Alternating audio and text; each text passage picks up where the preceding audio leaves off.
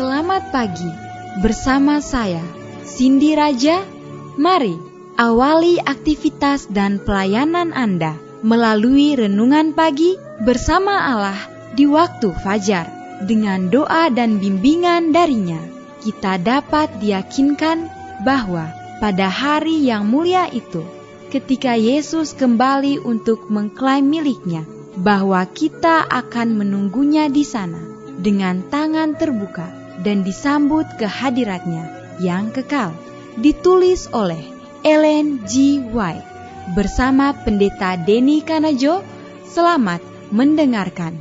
Shalom, selamat pagi para pendengar yang diberkati oleh Tuhan dimanapun Anda berada saat ini. Kita akan sama-sama mendengarkan firman Tuhan melalui audio renungan pagi pada tanggal 15 November 2022 dengan judul Dia adalah perisai dan pedang kita.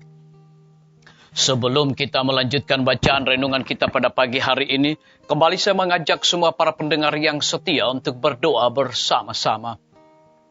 Bapa kami yang bersemayam di dalam takhta kerajaan sorga, terima kasih Tuhan Yesus, oleh karena kasih dan rahmat Tuhan begitu besar bagi kehidupan kami. Lebih khusus panjang malam di dalam pembaringan kami, hingga tiba di pagi hari ini kami dibangunkan dengan tubuh sehat dan segar. Sebelum kami melakukan segala tugas pelayanan pekerjaan kami sepanjang hari ini, kami sangat rindu Tuhan untuk belajar mendengarkan firman Tuhan. Curahkanlah kepada masing-masing kami kuasa Roh Kudus-Mu, agar kami dapat mengerti dan kami mempraktekkannya di dalam setiap kehidupan kami. Terima kasih Bapa yang baik, ampuni kami Tuhan, karena kami sudah berdoa hanya di dalam nama Tuhan dan Juru Selamat kami. Amin. Ayat inti kita terambil di dalam Ulangan 33 ayat yang ke-29, demikian firman Tuhan.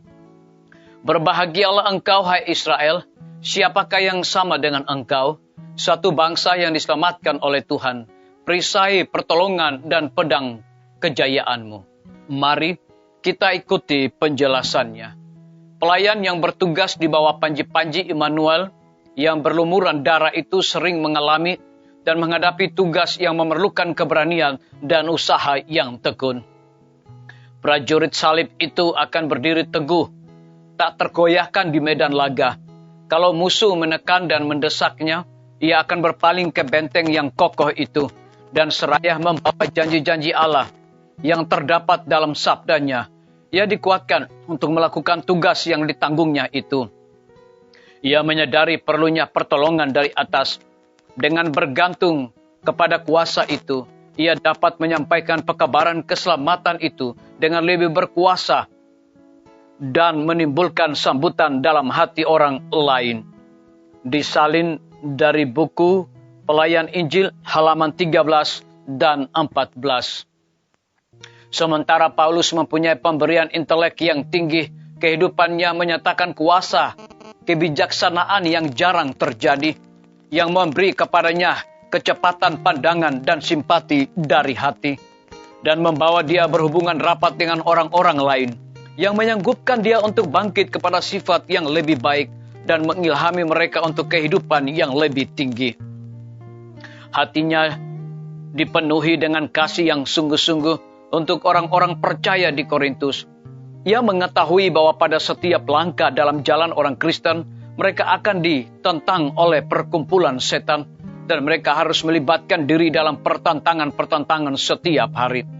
Tetapi ia mengetahui juga bahwa dalam Kristus yang disalibkan mereka diberikan cukup kuasa untuk mempertobatkan jiwa dan disesuaikan dengan kuasa ilahi untuk menyanggupkan mereka melawan segala pencobaan kepada kejahatan. Dengan iman kepada Allah sebagai baju zirah mereka dan dengan perkataannya sebagai senjata peperangan mereka, mereka akan diperlengkapi dengan kuasa yang akan menyanggupkan mereka untuk mengesampingkan serangan-serangan musuh. Disalin dari buku Alfa dan Omega, jilid 7 halaman 258 sampai 259. Biarlah bacaan renungan kita saat ini akan menjadi berkat bagi kita semua. Mari kita tunduk kepala dan kita berdoa. Bapa kami yang bersemayam di dalam takhta kerajaan sorga, terima kasih Tuhan Yesus, oleh karena firman-Mu di pagi hari ini memberikan kekuatan dan pertumbuhan iman bagi masing-masing kami. Lebih khusus, memberikan sebuah penekanan kepada kami. Pelayan yang bertugas di bawah panji-panji Immanuel, yang berlumuran darah itu sering mengalami dan menghadapi tugas yang memerlukan keberanian dan usaha yang tekun. Terpujilah nama Tuhan. Pada pagi hari ini hamba berdoa untuk pemerintah kami. Tuhan memberkati Bapak Presiden bersama Wakil Presiden, para menteri dan seluruh stafnya, Bapak Gubernur bersama dengan wakil, Bapak Wali Kota bersama wakil, Bapak Bupati bersama wakil, camat dan seluruh stafnya, kepala desa, lurah, RT, RW, dimanapun mereka berada saat ini Tuhan. Mereka membutuhkan pertolongan Tuhan. Berikan mereka kekuatan kesehatan terlebih hikmat sorga agar dapat menjalankan roda pemerintahan di tengah-tengah pandemi dan kesulitan hidup saat ini. Boleh sesuai dengan amanat dan titah Tuhan sendiri. Kami menyerahkan pimpinan-pimpinan organisasi gereja Tuhan dari tingkat yang tertinggi sampai kepada gembala jemaat dimanapun mereka melayani Tuhan. Mereka membutuhkan kuasa Roh Kudus di dalam pelayanan mereka.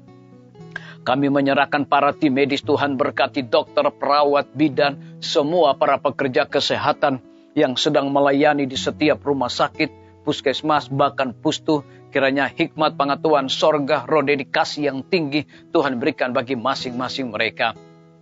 Kami berdoa lebih khusus untuk kelanjutan pembangunan Rumah Sakit Advent Palangkaraya, Rumah Sakit Advent Kupang di dalam perizinan. Juga Tuhan memberkati, ketuk pintu hati dari setiap kepala dinas yang akan kami temui agar dapat memberikan kemudahan-kemudahan untuk proses perizinan rumah sakit akan berjalan dengan baik. Kami berdoa Tuhan untuk para tukang dan material yang dipergunakan untuk kelanjutan pembangunan tersebut. Kami menyerahkan hamba-Mu Dr. Raymond yang Tuhan percayakan untuk memimpin Rumah Sakit Advent Palangkaraya. Hikmat sorga, roh dedikasi yang tinggi Tuhan berikan bagi hamba-Mu ini. Kami berdoa untuk lembaga-lembaga pendidikan Tuhan, berkati guru-guru, kepala sekolah, setiap siswa, mahasiswa, para dosen dan rektor dengan hikmat sorga agar mereka dapat mendidik anak-anak bukan hanya memiliki kecerdasan di dunia ini, tetapi memiliki karakter Yesus Kristus. TNI, Polri, PNS, wira swasta, petani, pedagang, nelayan, ojek online, dan saudara-saudara kami yang ada di dalam penjara, hiburkan mereka Tuhan, tuntun mereka dan cukupkan segala kebutuhan mereka masing-masing. Kami berdoa untuk para pendengar yang setia, yang berulang tahun saat ini dimanapun mereka berada. Dengan bertambahnya usia yang Tuhan percayakan bagi hidup mereka, mereka selalu bersyukur dan memandang Tuhan setiap hari. Yang berada di dalam kebimbangan ketidakpastian hidup, Tuhan berikan iman yang teguh untuk mereka selalu bersandar kepada Tuhan. Terima kasih Bapa yang baik, ampuni kami Tuhan, karena kami sudah berdoa hanya di dalam nama Tuhan dan Juru Selamat kami. Amin. Sampai jumpa, Tuhan Yesus memberkati kita semua.